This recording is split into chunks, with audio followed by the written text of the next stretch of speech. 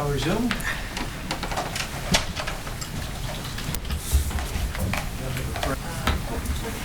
Document or Exhibit 330 again, and go to page 20. All right, so we had looked just before the break at the principles and constraints document. This also is a document which is approved by the Fraser River panel at the June meeting. Is that right? That's correct. And it's called Guidelines for Preseason Fraser Sockeye Fishing Plans to Address Late Run Concerns. That's correct. All right, so you've talked a little bit about this. Can you explain why this document is an approved document at the Fraser River panel and what it's used to do? Sure.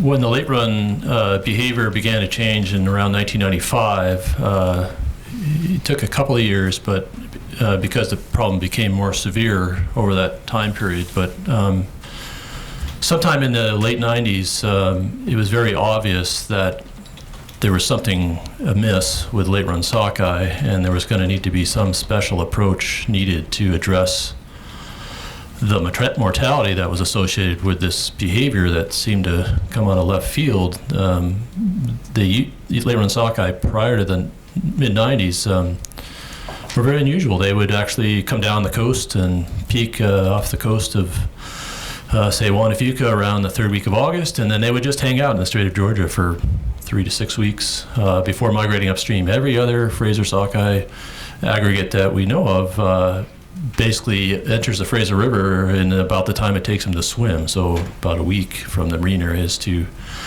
the Fraser River. So the behavior by itself wasn't necessarily a problem, although it was unusual. What the problem was that when they came in early, a high fraction of them died, to the point where in 2000 and 2001, our estimates were that as many as 90% of these fish may have died and did not reach the spawning grounds. Of the ones that made it to the mouth of the river, only about 10% made it to the spawning grounds. So clearly this had to be addressed. PSC staff, through my predecessor Jim Woody, who was the chief biologist prior to me, flagged this to the Fraser panel, and the first time that the panel actually tried to address it, there was a bit of a disagreement at the panel level, and actually triggered an extraordinary meeting of the commission in July to settle on what the late run approach would be. And I can't remember the exact year, but it was something like 17% exploitation rate was agreed to by the parties, and how it would be shared between the two countries and so forth. So clearly, there was a strong desire to avoid having extraordinary commission meetings every July to figure this issue out. And so it was thrown at the panel and said, okay, you guys, figure out what you want to do, come to a bilateral agreement about your approach. And we talked about the two alternative approaches earlier, so I don't need to repeat that. So this document just represents that agreement. It's the bilateral agreement. Here's how we're going to manage late run sockeye this year. So there's no misunderstandings, there's no flybys. This is the way it's going to be, and this document outlines the principal elements of that approach. And it includes things like the paragraph 3 under assumptions and elements of the plan. The last line in paragraph 3 states, given the above circumstances, unlikely that the allowable exploitation rate for late run sockeye would increase above 20%, and that's the issue that we've talked about already today. That's correct. Yeah, so it indicates that unless something very extraordinarily happens, the maximum percentage of the fish that will be allowed to be caught will be 20%. After the June meeting, we have the exchange of regulatory control letters, Exhibits 68, 69, that we already looked at? Yes. Okay. And once those transfers of regulatory control happen, is that the beginning of the in-season phase of the year? Yeah, there is a step there. Those letters go to Secretaries of Interior, State, and Commerce in the United States, and they go to the Department of External Affairs and the Department of Fisheries in Canada. It's a protocol, but they do have to be signed, so we actually received signed letters back from Hillary Clinton and all of those folks about this, or people signing on their behalf. So there is that formality of checkoff by the governments that gives the panel regulatory control. And we kind of think of the in-season period, at least in staff, as kind of beginning when our data flow starts up. So like the first test fisheries in the third week of June. But that's kind of certainly there's the preseason agreements have all been agreed to, and the season's ready to start as soon as we have regulatory control. Does the PSC staff, in terms of the work it does in season, have any independent meetings with stakeholders in the fishing world, like the Commercial Salmon Advisory Board or anything like that? No. The only circumstance would be is if there was some request for us to provide information, which has been very rare. I can recall attending, I think, one CSAB meeting to provide some information in my tenure there since 92. So it's very unusual that would be, and again, it would be, there's information that we would be requested to provide. Document Produced by Canada, the Integrated Fisheries Management Plan. Does the PSC staff use that during the season? Not explicitly, and the reason is that we actually receive from Canada directly all of the relevant information that's of bilateral relevance that's in that document. So it's, I don't want to say that, that definitely is coordinated with that document. What we do is consistent with what's in that document, but we don't actually use the document. We actually get information separately from Canada, about their escapement plan, about all the things that are in that IFMP. So we don't, let's say it's not explicit use, but clearly we're following all of the things that are in there that are relevant to the bilateral process. Okay. So all the assessment programs, right? So running all the assessment programs that we run that are outlined in the budget memo, we make recommendations for both the run size and the management adjustment.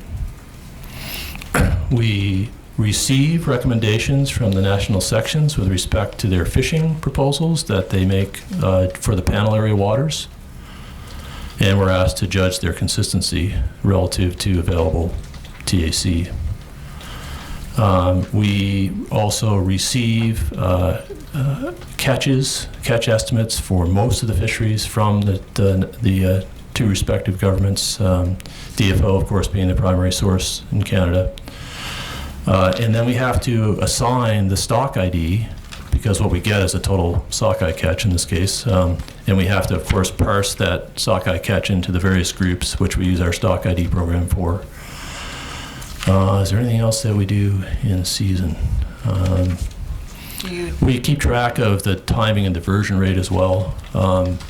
So because there's test fisheries, we have provided us information on both timing and diversion. We're constantly updating those things. Timing tends to be in association with abundance because they're linked.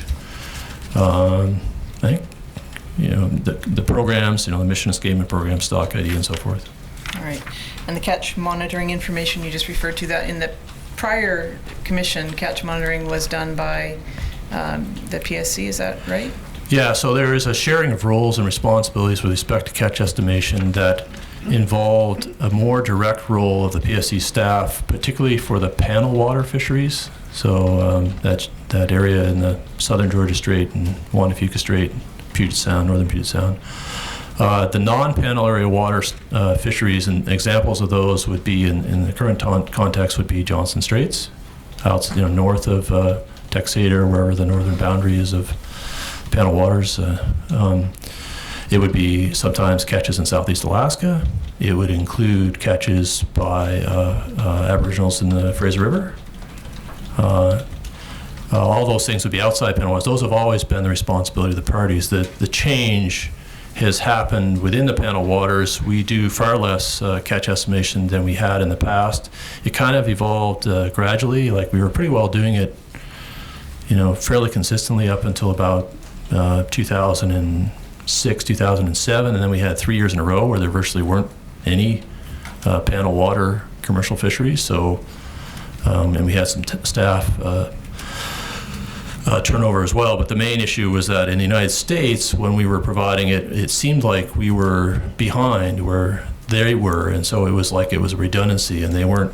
And so their estimates were at least as good as ours, and we were putting more of the onus on the United States and the panel waters in the United States. And also in Canada, there are the only panel water fishery that, well, there's two that can happen, that haven't happened a lot recently except for 2010. The one is the Area H troll, which occurs off Pender Bluffs. That's one of the panel areas that would typically be open, and the other one is the Area E gillnet. So, I'm sure I could probably count on one hand, the number of area gillnet fisheries that have occurred in the last 5 years. So, and Canada has a very extensive creel survey, or creel survey is probably not the, creel isn't the right word, but it's a effort survey-based estimation program for the Area E fishery.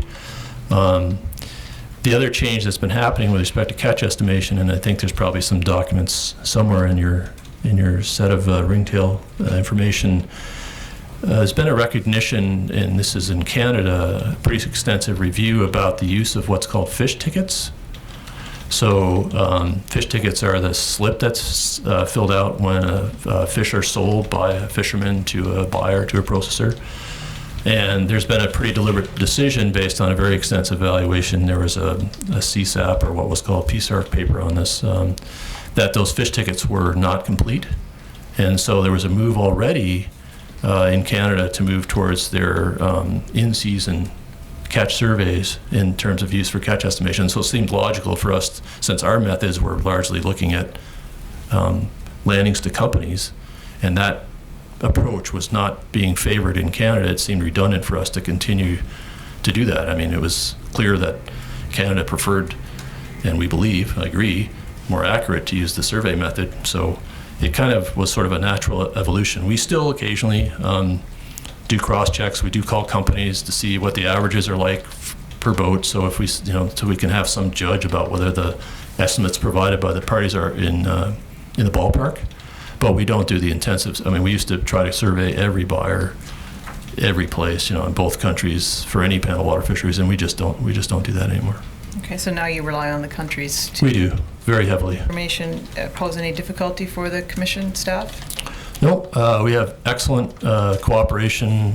We have some agreed timelines for when things need to be in our hands so we can get the information processed in time for an in-season meeting and so forth. It's I wouldn't say that it's sort of perfect right now. I think we are working on improving it, because this is like the second or third year now that we've been kind of going that way, but there's no major issues. We have excellent cooperation.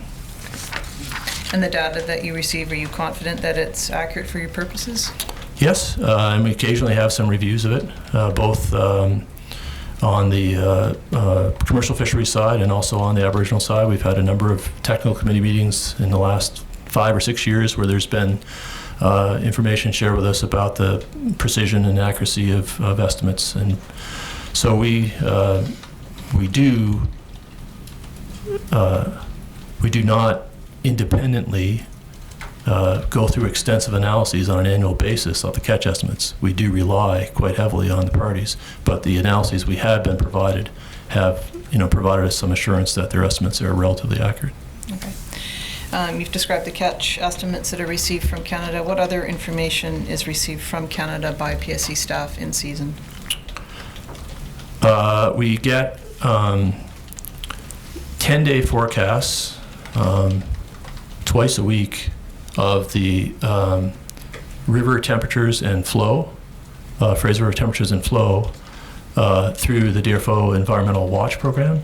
So it involves a 10-day weather forecast, and then there's a model that takes the weather forecast and passes the implications of that weather forecast through all the different Fraser sockeye lakes and spews out a mean temperature and flow for the lower Fraser River. So that's a very much a key element of the management adjustments that we'll talk about perhaps a little later.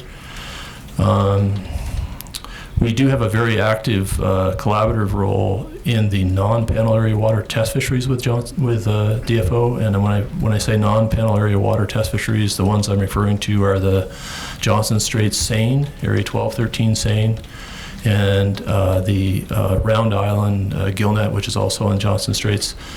Those are technically, they're administered on our behalf, and we have ultimate responsibility for them, but a lot of the work gets done by some folks in DFO, and we couldn't really make it happen without their cooperation. So I think those are the primary ones that I would probably bring up. And does the Department of Fisheries and Ocean perform the DNA analysis? Oh, yes. Oh boy, I'm going to get in trouble for not having mentioned that one. All of the genetic analysis is conducted by the Molecular Genetics Lab at Pacific Biological Station by DFO.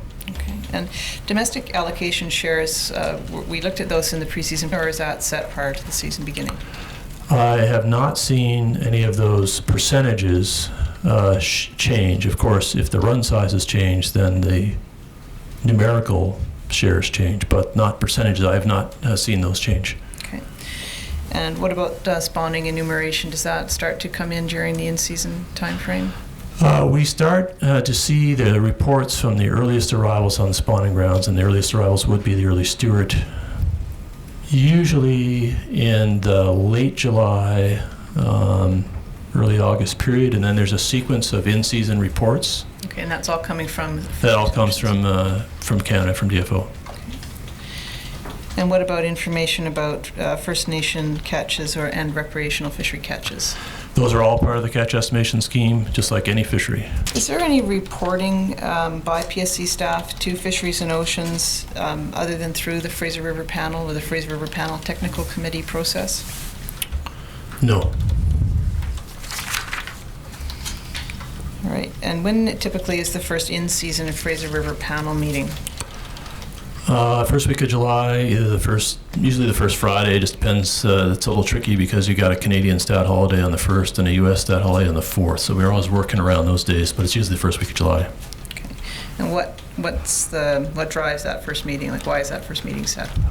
It's the first meeting. The timing of the first meeting is driven by the need to have an update, if we can, about the status of the early Stewart sockeye run. I can't recall a year in recent memory where the Fraser panel itself had any particular interest with respect to early Stewart sockeye with regards to any kind of potential fisheries. There haven't really been directed commercial fisheries on early Stewart sockeye for a very long time. However, each of these runs provides signals about subsequent runs, so there's clearly an interest in the Fraser River panel for seeing how the early Stewart is doing, because it may tell us something about how the subsequent runs will do. And also, there's a clear interest in Canada domestically. If there is a reasonably good early Stewart run, then there's a surplus harvest that might be available to Aboriginal groups, then there's a clear interest in knowing what's going on there. So both of those reasons are obviously great reasons to have the meeting start up, and we get going, and it gives us a little bit of a chance to see how all the things are working as early on in the season as well, because it's every season is new. So. All right, and we've heard from various people so far in these hearings that there's, before the Fraser River Panel meeting, there's a Fraser River Panel Technical Committee meeting most times. Yeah, the normal schedule would be Tuesday, Friday, Fraser River Panel with a Thursday Technical Committee meeting. So there isn't a tech meeting before every panel meeting during the week. There's one every Thursday, and the panel meeting, typically Tuesday, Friday, but if there's, usually it's inversely proportional to the abundance of fish. If there's not many fish around, we meet a lot in expectation that maybe the next meeting would identify that there will be some. If there are lots of fish around, we plan our fisheries and everybody just wants to go fishing. So we've met 5 days a week sometimes, and sometimes on Saturdays and Sundays. Okay. Is the agenda and the type of data reviewed at the technical committee meetings pretty consistent? Yeah, very consistent. Usually they're almost the identical agenda numbers. Very, very consistent. The tech committee does deal with other issues that are of very technical nature that not typically in the in-season period. It would be more in the post-season period if there's some particular modeling issue or something that we want to identify, we do that. But in season, it's very parallel agendas. Okay, and the topics that are covered in the technical committee meetings are similar to what's covered in the panel meetings that follow? Yeah, the concept is that if the tech committee is briefed, then they can go and brief their national sections so that they come to the bilateral with an idea of what they want to do before they meet. Okay. Who are the PSC staff that attend the Fraser River Panel Technical Committee meetings? Do you want names, or do you just want a general concept here? Concept. Okay. All right. Almost all the biologists, if they're not, we have about 10 or 12 folks that on the biological side. Well, as many as 15 if you count everyone, but some of those folks are in the field. So almost all of us would be on the conference call, just because there's a broad interest in what's going on, and also from a kind of a participation point of view, It's nice to have tech committee, other staff members other than me, who I happen to be the principal person at the panel meetings, but get a chance to speak to the panel about various aspects of their program, to provide those reports, so there's a connection made, not just to the work, but to the people doing the work. So I usually use that tech committee as an opportunity to broaden the people that are presenting, so the panel member gets to know those folks. And so it's almost everyone. It's a pretty, the boardroom table is pretty full on that conference call. And then I think you just alluded to my next question in your answer there. Who from PSC staff attends the actual bilateral panel meeting? It's a smaller group because especially the in-person meeting is, for the conference calls, it would be a similar group, but for the in-person meeting, it would be a smaller group because we end up traveling usually to Richmond, and it's good to have a few folks in the office that we can consult if there's something that comes up at the Richmond meeting that we can't deal with at Richmond. So it would be 4 or 5 of us, myself and a couple of the more senior staff, and then also so there's some secretariat support involved with the meeting space and stuff. So there's about 6 of us that probably go to the panel meetings. All right. The Record of Management Strategies document, Exhibit 330, contains within it many documents that appear to be related to those technical meetings and the bilateral meetings. So I just think it would be helpful to go through the data that's presented to the panel to understand the decisions that are made. Sure. So if I can ask you to look at one of the very early meetings, which I think it was the first meeting for that year, 2009. It's at page 81, I think, is where that group of data begins.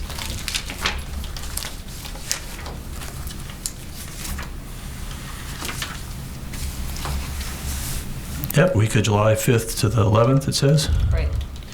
Okay, so then this, if you just flip through the pages, there's a Fraser River sockeye in-season status. It's the first page. Then some TAC calculations, test fishing data, migration graphs, escapement tables and summaries, and environmental conditions. That's the kind of information that's reviewed for each meeting?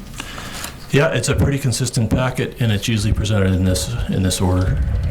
And that data is all prepared by PSC staff? I'm just looking through the page. There's some pages here that it looks like we prepare them all. There's some pages that actually we probably don't include in the packet. This escapement summary page, for example, is a little bit more detailed than we would have in the packet. So, but we do generate it. It's just not something that we typically would go into that much detail with, but that's definitely our work. Okay. Now, just flipping through that, as an example of the first one, there's not a whole lot of information. For example, well, there's information, and I guess in its absence it's telling. On the TAC calculations, for example, the table is pretty much empty. That's just because this is our very first meeting. We haven't got a lot of information yet. Is that? Yeah. So actually, the TAC sheet is actually not in this package. The one the TAC sheet usually is the second page, but it's this overall review. And that's just because there's no TAC issues with respect to early steward in terms of the bilateral management. There was no international TAC. So yeah, the only thing that we'd have any information about would be early steward migration. The other stocks would not yet have reached the areas to provide assessments. Okay, so that's just an example of what happens at the first meeting. So if you move to page 260, that takes us towards the end of the season, or at least to sometime in August.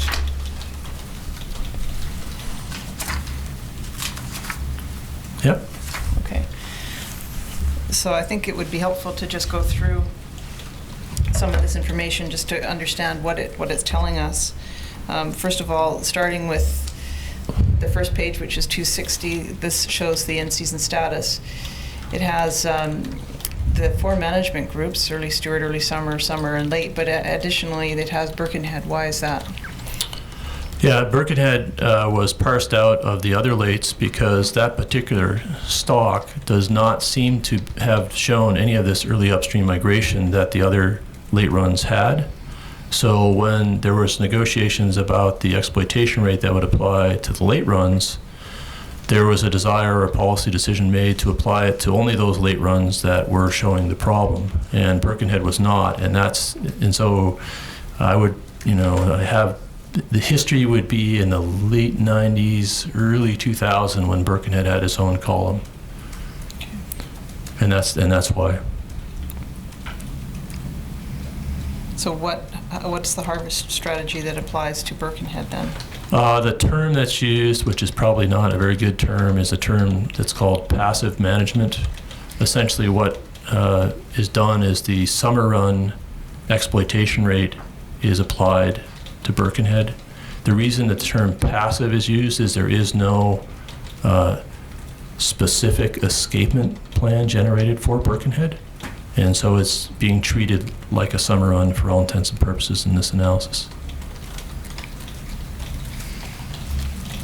Are there other stocks that have received that kind of individual attention over the years? Not with respect to TAC shares and this table. There are certainly examples of subcomponents of some of these groups. One that comes to mind would be the Scotch Seymour group, which is a component of early summers. There have been recent past years where something called a window closure would have been imposed. In other words, there would be a period of weeks that moves with the fish, as I described in that sort of boxcar description, to protect part of that run. So it would not show up explicitly in this table. It would be a detailed harvest tactic to respond to a particular issue with a stock of concern. And I think the Scotch Seymour one is the one I can remember that's most recent. If you go back in history, there'd be other examples, but that's one I could provide. But it would never show up like this. All right.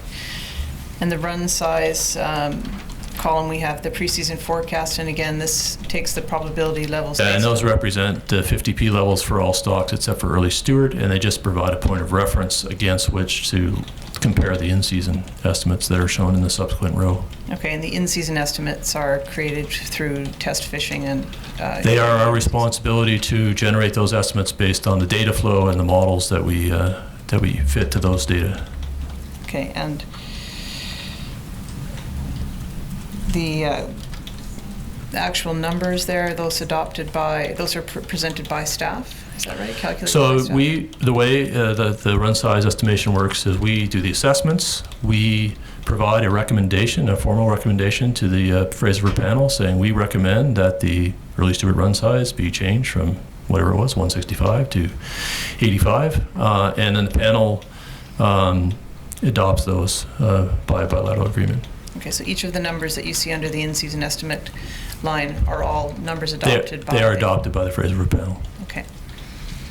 Now the next heading refers to catch, excluding Fraser River Aboriginal and Fraser River Recreational. So what are those numbers? So that's the notion is kind of a marine area catch. The detail of which numbers are in that row and not are described in the first set of the rows under the first heading with a blue box. Mm-hmm. So that if you look at those totals for that first blue box, they match those outside catch numbers. So it's all those catches that are in that blue box.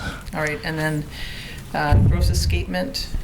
What are these lines? FRA catch below mission. So the next row, Fraser River Aboriginal catch below mission, is the estimates of Aboriginal catch below mission that have occurred up until as of this date. The mission escapement is the mission escapement to date by those aggregates. The potential gross escapement is the sum of those two numbers, and the adjusted gross escapement target would be the spawning escapement plus the management adjustment plus any planned in-river recreational or Fraser River Aboriginal catches for the duration of the season on those stocks. So the concept is the number of fish that need to be delivered, and delivered's not a good word, need to make their way to the Fraser River to be available for the combination of escapement, management adjustment, and any in-river fisheries that were contemplated. That number would be... That's a target. That's what you want to see on the spawning ground at the end of the day? No, that is the number of fish that need to be provided to the lower Fraser River to meet the combination of the spawning escapement objective, any management adjustment, which you could think of, if it helps, as an anticipated en route loss, and any catches. So in other words, 85,000 fish would provide for all of those things, not just the spawning escapement. There should be another row here probably on the TAC sheet that talks about what the spawning escapement targets were in this year. And maybe there's a point of confusion with respect to early Stewart, I'm not sure, but that's not what that adjusted gross escapement target is. Gross escapement, fish into the lower river for all of those reasons. All right. And this is based on the actual in-season run size estimates? This is not based on... Yes, so the spawning escapement component of that, and to some extent the shares, and I say the shares because if there aren't enough fish, like if the desired Aboriginal allocation was, say, 750,000 fish, but there weren't enough fish in the total run to provide for that 700, then it would be different from 750. Some number, and Canada would tell us what that is. Right. And I think that has happened in this year, which is why I bring it up, because the run was so low. Right, and then, sorry. So the third row under gross escapement that says potential gross escapement is what the in-season data are tracking. The fourth row is a target, and part of that target is based on the run sizes that are available at that time. So the spawning escapement target is a function of the run size, and the management adjustment is a function of the spawning escapement. And in this case, because the in-season estimate is 85,000 and all those fish need to make it to the spawning ground, that's your target. Is there a relationship? All of the fish have to be delivered to the Fraser River, provided for in the Fraser River to meet the combination of all of those objectives. I think the spawning escapement part of this will become a bit more clear on the TAC sheet than it is on here. This is really talking about the gross escapement, which is a combination of objectives. Okay. Counted to date, it's the sum of all catches and the mission escapement. Okay, and then all catches downstream of mission. And then the potential remaining to come are just the fish that haven't made it to mission. So it's the difference between the in-season estimate of run and the accounted to date. Okay. The Fraser River Aboriginal and above mission recreational catch, this information is provided by Canada, as we've already described? Yes. Okay. And then the timing and diversion assumptions, what is this about?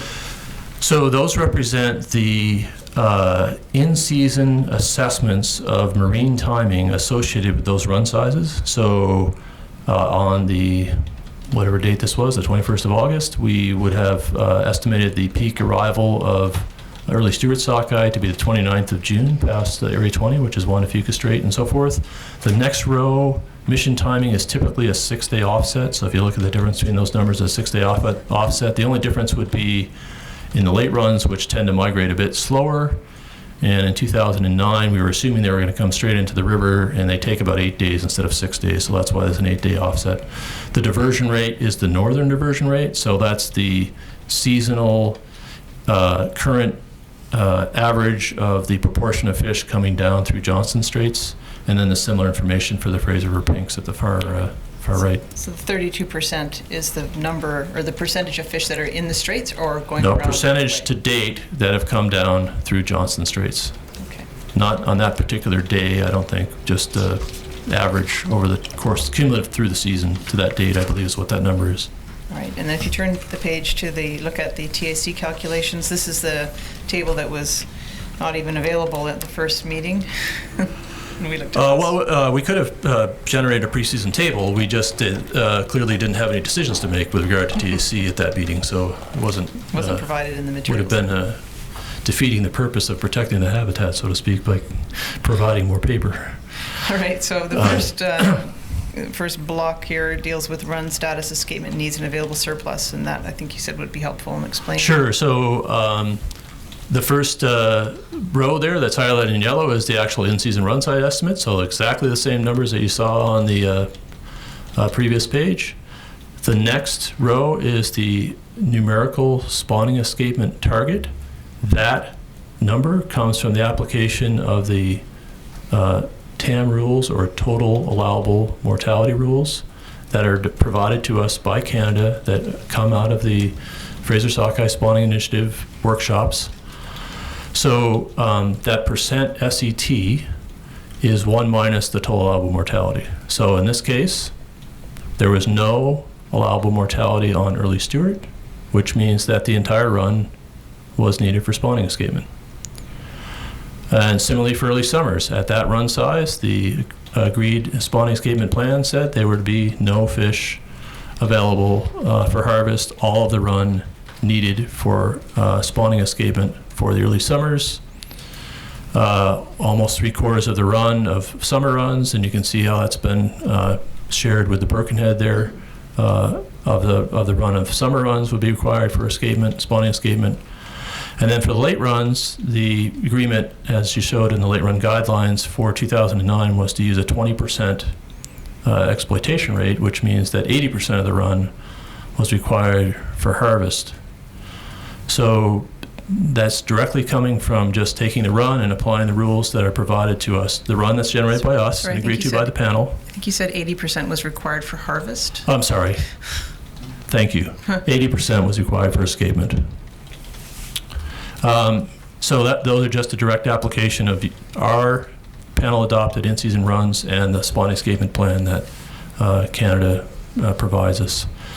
The next row that says management adjustment is well, maybe I should go to the row below it first. There's something called a proportional management adjustment, which is what is predicted by the management adjustment models.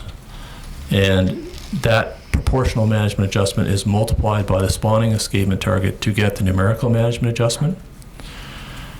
One of the reasons why I raised the issue I raised when we were going over that preseason planning visuals is this is an exact circumstance. So the preseason planning is one thing. It's kind of hypothetically, if we had this run, this is what would happen.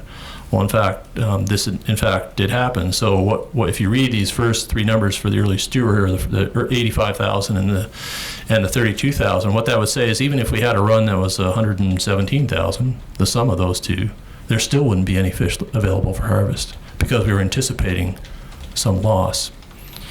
And furthermore, it's another example of what I said earlier of this sort of kind of mission impossible kind of unachievability, because the spawning escapement is the entire run.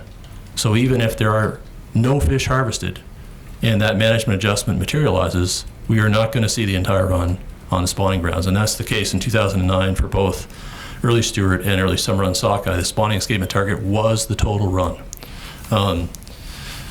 So that's that set of rows, and then this adjusted spawning escapement target would normally just be the sum of the management adjustment and the spawning escapement target. But if you can't have a target that's more than the number of fish you have, it can't be, that would even be more or even less achievable, I guess, to have a target that is bigger than what the number of fish you have. So that's why for the early steward and the early summers, those numbers haven't been added together. It's simply because at the current run size, there is no surplus, period. Okay. Test fishing is what our current accounted test fishing would be with if we are still test fishing, which we would have been in some areas in August, with some anticipation of what the catches would be remaining. The test fisheries are what we use to tell us that we have, that told us in 2009 that we did not have a run. It would be nice if we could do that without killing any fish. But in the case of 2009, we did harvest at the end of the year, about 33,000 fish in test fisheries to tell us that we had a very poor run in 2009. I'm not sure if you want to lead me through this or if you want me to walk people through. I don't want to go into more detail than you'd like me to provide, so I'm kind of looking for some guidance from you on this. That's very helpful, what you just described. The deductions and TAC for international sharing, these are just deductions that you expect to have off of those runs if the runs had materialized? They're treaty defined in the sense that the Aboriginal fisheries exemption in a year when there was a larger run would add up to 400,000, which is a number that's specified in paragraph 3 of the treaty, I think it is. The reason that it's not 400,000 is that there wasn't a big enough available surplus to add up to 400,000. And there's been some commission guidance on this in the last couple of years that talks about what to do in a circumstance where there isn't a full 400,000 available, which is what happened to us in 2009. And so the available fisheries exemption takes into account the fact that there are some that are not available. So the actual available exemption is only 108,000. The deductions are the ones that are specified in the treaty. So the TAC takes the total run, subtracts the spawning escapement, subtracts the management adjustment, subtracts the Aboriginal fisheries exemption and the test fishing. And what's left is the available TAC for international sharing, which you can see is a bunch of zeros at the bottom of that row because of the situation that we had in 2009. All right, and then if there had been fish, we would have had some data in the tables under the U.S. TAC, correct? Yeah, because that number is just 16.5% of the row called available TAC for international sharing. It's just because there's zero that it's zero. And then on Canadian TAC, same thing. The only fisheries that do show are the Aboriginal fisheries. For Yeah, so two things. One, it reflects the domestic situation in Canada, the priority of where fish would go to within Canada in this case, which is to Aboriginal folks. The other thing is that the Canadian share is the balance, but added back in is the exemption. So, in other words, it's subtracted from the United States. The United States doesn't get a share of those 400,000, but it's clearly a share in Canada. So it's just remembering that it is 83.5% of the available TAC plus, in most years, 400,000. It just so happens in this year there wasn't 400,000 available. Okay. And then catch to date on this is simply a recording of what has been caught. That's right. Based on the reporting you receive. The total we get the total catches. We apply the stock discrimination information. Okay. And then the escapement relative to targets at the bottom. This is again looking at targets that are set by Canada. Yes. So these spawning escapement targets are identical to the ones in the row up above. Total runs for early Stewart, early summer.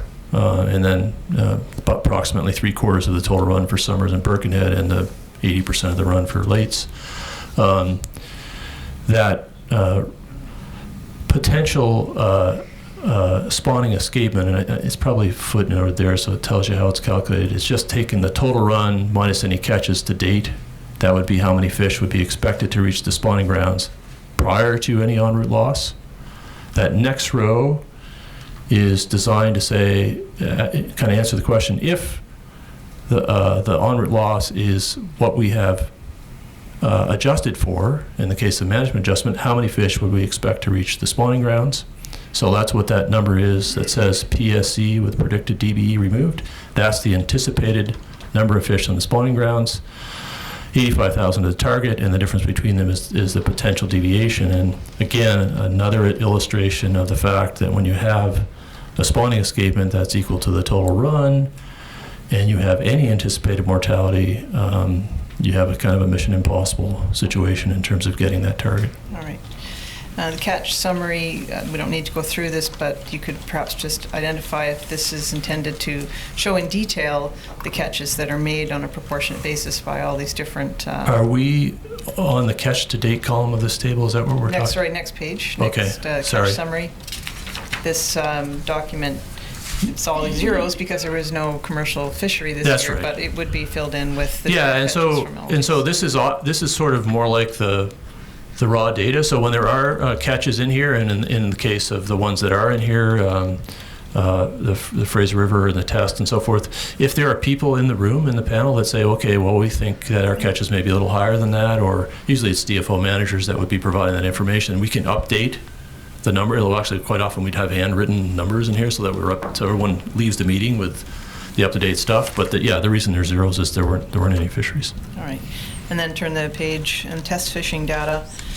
If you can just, we don't need to go through all of these graphs, but if you could explain where this information comes from and why it's presented. The table there at the top is the array of the panel approved test fisheries that were conducted at that time in 2009. And we just lay out the actual catches in those test fisheries by date. Now with the same test fisheries, there's a subtle difference here between what is in the numbers, the total catches in these tables, and what may be landed. So for example, in Canada under Area 12 seine and 13 seine, I believe those are the actual estimated total catches, but not all of those fish would be landed, because consistent with the ROC, we release as many fish as we can from any fisheries that we can. So a gill net fishery that soaks the net overnight, those fish are dead. You can't do much about that. But a seine fishery, we would only take the number of fish aboard and land those fish needed for samples. So I believe these numbers are the actual estimated catches, so the other fish would have been counted out of the net or released or whatever. So those are the actual catches in each of those test fisheries. In the reef net case, it's an observation program. They actually stand on a tower and watch fish swim through their gear. This is a very interesting fishery that happens in the United States, where there's a lead, and the fish, for whatever reason, these leads are like ropes that are 3 feet apart, but they don't seem to cross it. They encounter that rope and they swim along it, and they swim into this funnel, and there's a guy in a tower looking down, and he can see the fish swimming into his gear. Now, the way they're caught is they lift the bottom of the net up, but if they're not fishing, they just let them swim through. So that's an observation program. There's no catch. And there's Hell's Gate daily counts there. There's a daily mission escapement estimate there. So that's an array of all the test fisheries. It's the raw data. It helps because you're kind of trying to get the same point across more than once. There's all this data that gets processed and estimated with a model, and that sometimes isn't always intuitive. Most fishermen in 2009 would look at this sheet and just go, we have not got a run.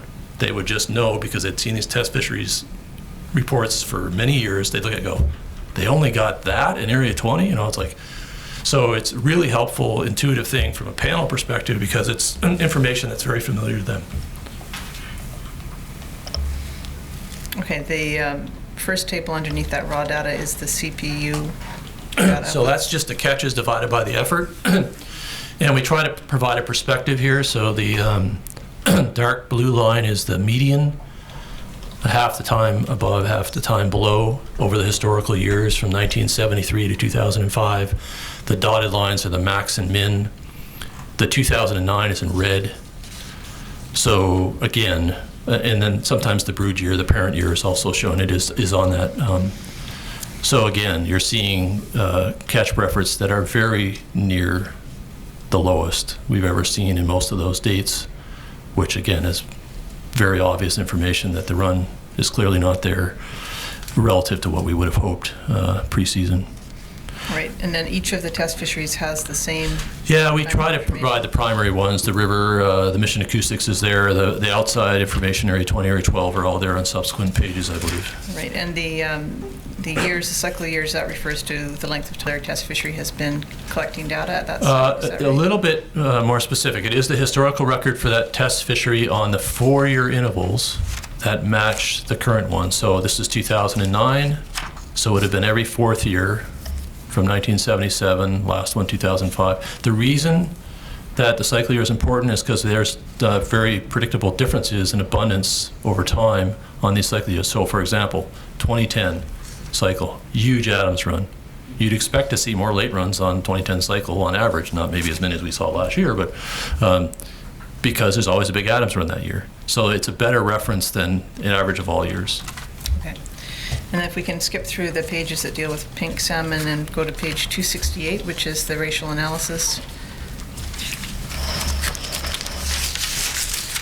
Sure, so those are raw sample results. So reading across just one row as an example, we had a sample from the Area 12 purse seine test fishery that was taken on August 17th. There was a sample of 95 fish.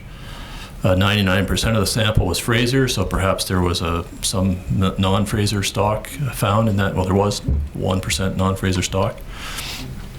And then the stock percentages on the right are the percentages within the Fraser. So of the 99% that was Fraser, 2% was in the early miscellaneous group, and those stocks referred to in that group are denoted at the bottom. Early Thompson group, 5%, Chilco Quinnell, 59, late Stewart, Stalaco 2, Birkenhead 8, Adams Weaver 22, Harrison 2. So it's it really is helpful to have multiple pieces of information that are telling you the same thing.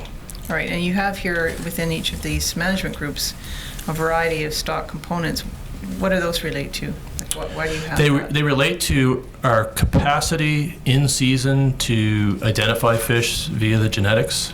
There are two primary factors that determine our capacity. One is how genetically distinct these fish are from each other, and that's primarily a product of evolution.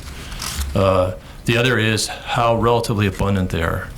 So an example of where those two things would be sort of in disconnect would be something like cultus sockeye, extremely genetically distinct. But if you're expecting, like say last year would be an extreme example, but perhaps one that's good to make the point. If you're expecting 3,000 or 4,000 cultus sockeye mixed in amongst 25 million Adams River sockeye, you're going to have to take a really, really big sample if you expect to find one. So it's those two things combined that determine whether we can tell them apart. In 2009, I think we had about, we were trying to track about 15 different groups. There's not 15 on this sheet because we aren't trying to show all that detailed data, but we had 15, and the tech committee was aware of catches for Chilliwack Lake, for example, was one that we could distinguish, and so forth. So we have more capacity than we show on this sheet just because of the level of detail that can be absorbed by people. And I take it, touching on a question that was raised by the commissioner earlier, you're not able to track at the CU level this kind of timing information? Not every CU, but some we can. In a general sense, and I hope I'm not reflecting a misunderstanding, but my sense is that CUs are largely lake-based, and there may be multiple CUs within the same lake. An example would be early and late Shuswap. They would have two CUs. So lake-based stock ID is doable for some of these populations. An example where we would have difficulty would be Lake Stewart versus Stalaco. They're different CUs. They're in different CUs. In fact, there may be multiple CUs for Lake Stewart because there's a couple lakes, but they are very genetically similar. They're very geographically close to each other. They probably have gone through a similar evolutionary history. So there would be cases where the genetics wouldn't be good enough, and there would be cases where we might have good genetics, like cultus, but that CU may be hard to track because of its relative abundance. So there's a capability issue that limits every CU being tracked. Okay. And then just turning the page to look at the migration graphs. These migration graphs, again, they're not necessarily the management groups. They're a different variety of dogs. We try to align them with the ones that we've used in the preseason modeling, so people can understand why they're, what's different between the overall purpose is, here's what we thought was going to happen based on the smooth curves there, which are dashed, which are based on the median and the 70 and the lower forecast value. The bold line is what's actually happening. So I can tell you that there was nobody on the Fraser River panel that had any misconceptions about the possibility that we had anything resembling what we were expecting preseason. I mean, I can remember in the summer run graph there, you see that graph. I remember, making kind of a black humor remark to the extent that anyone got a run-sized defibrillator because it appears that the summer run doesn't have a pulse. And it was made because to make the point to help understand the situation that the panel is in. And these visuals are absolutely critical. If they see that, they there's no way they're going to say, well, gee, why aren't we fishing? Because the 50P plan says I should be fishing next week. Well, clearly the information is dramatically different. And so this is probably the most effective set of visuals we've had. We've been providing to the Fraser panel for probably over 20 years now. And it's really helpful. Who prepares those? We do. Is it, and who in the PSC does that? The main person that generates this is a guy named Jim Cave. Okay. Yeah, I was hoping I could get through this batch of documents before the break, but we have a couple more pages, so it's up to you. I've probably got 3 more pages just to go through to get to 273. If we can stay a little longer, I wouldn't mind doing that. Otherwise, I'm happy to start again when we come back. I think we should take the break. Okay, thank you. Hearing will now adjourn until 2 p.m.